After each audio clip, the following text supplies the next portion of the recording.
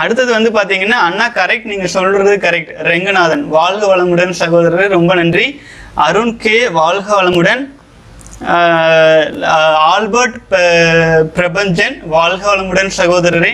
அடுத்தது வந்து Bhupesh correct bro, வாழ்க வளமுடன். அடுத்தது தமிழ் 30 செகண்ட் வீடியோஸ் டே 2 வந்திருக்கீங்க, சூப்பர் சகோ, வாழ்க வளமுடன். அப்புறம் வந்து பார்த்தீங்க அப்படின்னா பால சரவணன், வணக்கம் சகோ, உங்களுடைய கருத்துக்கள் எனக்கு ரொம்ப பிடிச்சிருக்கு. ஆனால் அதை விட உங்களுடைய குழந்தைத்தனம் ரொம்ப ரொம்ப பிடிச்சிருக்கு.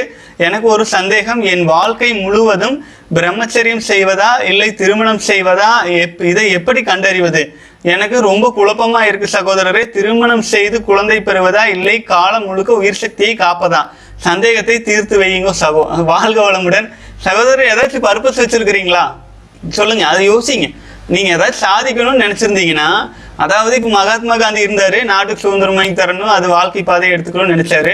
அல்லது வேறு ஏதேனும், அதாவது குழந்தை பெற்றுக்கிறதா லட்சியம் இல்லைங்க, வேற ஏதாச்சும் உயர்ந்த லட்சியங்கள் இதுக்காக உங்க வாழ்க்கையை டெடிகேட் பண்ணலாம். அப்படி இல்லை அப்படின்னா ஆன்மீக பயணத்துல நீங்க வந்து ஒரு உயர்நிலையை அடையணும், ஒரு தவம் ஞானம் எல்லாம் பெறணும். அந்த பாதையில அதாவது உங்களுடைய வாழ்க்கை லட்சியங்கள் எது, அதுவே நீங்களாக மாற இயலுமா அப்படின்னு யோசிச்சுட்டு இந்த டெசிஷன் எடுக்கலாம். அப்புறம் வந்து பார்த்தீங்கன்னா வாழ்க்கையில் தனிமை மாதிரி ஒரு கொடுமை எதுவுமே இல்லைங்க ஆச்சுங்களா. சாதாரணமாக நம்ம சொல்லிடலாம், தனிமை ரொம்ப கஷ்டம். அது நான் ரொம்ப அனுபவிச்சிருக்கிறேனுங்க. ஏன்னா என்னுடைய வாழ்க்கையில் பாதிக்கு மேலே வெளிநாடுகளில் ஆச்சுங்களா, வாழ்க்கை துணை இருந்தாலும் இல்லாத மாதிரி குடும்பத்தை விட்டு பிரிஞ்சு, அது ரொம்ப கஷ்டம். எனக்கு இதை பற்றி பேசினாலே கண்ணு கலங்கு ஆச்சுங்களா. ஆகவே இந்த தனிமை அப்படிங்கிறது ரொம்ப கஷ்டம். ஏன்னு கேட்டிங்கன்னா நம்ம வந்து வாழ்க்கையில் யாருக்காக எதுக்காக வாழ்கிறங்கிற ஒரு பர்பஸ் இல்லாமல் போயிடும். அதுக்கான பர்பஸை நீங்கள் கண்டுபிடிச்சிட்டீங்க அப்படின்னா உங்களுக்கு வந்து நிச்சயமாக வந்து சூப்பராக போகும். யோசனை பண்ணிக்கங்க, தனிமையில் உங்களால் இருக்க முடியும் அப்படின்னா. என்னை கேட்டீங்க அப்படின்னா திருமணம் செஞ்சு நல்ல ஒரு வாழ்க்கை துணை கூட வாழ்க்கை பூரா வந்தால் நமக்கு நம்பகமாக, நமக்கு ஒரு மதிப்பு மரியாதை கொடுத்து கடைசி வரைக்கும் நம்ம கூட வந்தாங்கன்னா அது சரி. அப்போ அந்த மாதிரி ஒரு வாழ்க்கை துணை இப்போல்லாம் ரேராக போச்சு. அதுதான் இப்போ பிரச்சனைங்க. அந்த காலம் மாதிரி மனைவிகள் இப்போ இல்லை ஆச்சுங்களா. வாழ்க்கையில் சோதனைகள் தான் அதிகமாக வருது. ஆகவே ஆண்டவன் மேலே பாரத்தை போட்டுட்டு வாழ்க்கை பயணத்தை எடுத்துகிட்டு போக வேண்டியதுதானுங்க. உங்களுக்கு வாழ்க்கையில் அப்படி எல்லாம் யோசிச்சிருந்தா புத்தர் மகாவீரர் போன்ற மிகப்பெரிய ஞானிகளை திருமணம் செஞ்சு அந்த வாழ்க்கையும் பார்த்துட்டு அப்புறம் தானே அவங்க துறவரமே போனாங்க.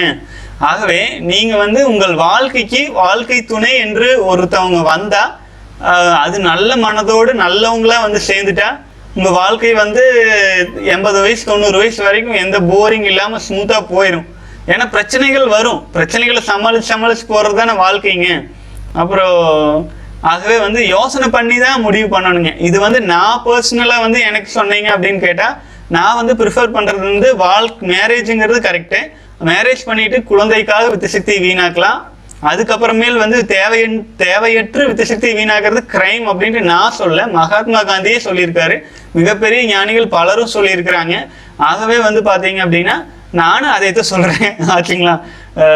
ஒருத்தர் மேலே திருமணம் வரை வித்துசக்தியை காப்பாற்றிடுறான், அதில் வந்து மாற்று கருத்தே கிடையாது. அதுக்கப்புறமேலு 100% நீங்கள் அன்பு லவ் அது கொடுத்தீங்கன்னா காமமெல்லாம் ஒரு விஷயமே கிடையாது ஆச்சுங்களா. ஆகவே அதுக்கு ஏற்பு திறனோட கூடிய வாழ்க்கை துணை அமையணும், கரெக்டுங்களா. ஏற்பு திறன் இல்லாத வாழ்க்கை துணை அமைஞ்சிச்சுன்னா நம்ம சும்மா வந்து ஒரு கை ஓசை மாதிரி ஆயிரும். அது ஆண்டவங்கிட்ட தான் வேண்டிக்கணுங்க. அதுக்காகத்தான் நம்ம பயிற்சிகளை இதெல்லாம் முக்கியத்துவப்படுத்தி நம்ம வந்து சங்கல்பங்கள் சொல்லி கொடுக்கறதாகட்டும், வசிய சங்கல்பங்கள் சொல்லி கொடுக்கறதாகட்டும் எல்லாம் சொல்ற காரணமே வாழ்க்கையில எல்லாமே கிடைக்கணும். இல்லைன்னா வாழ்க்கையில ஒரு வெறுமை வந்துடும் ஆச்சுங்களா. வாழ்க வளமுடன். அடுத்த இது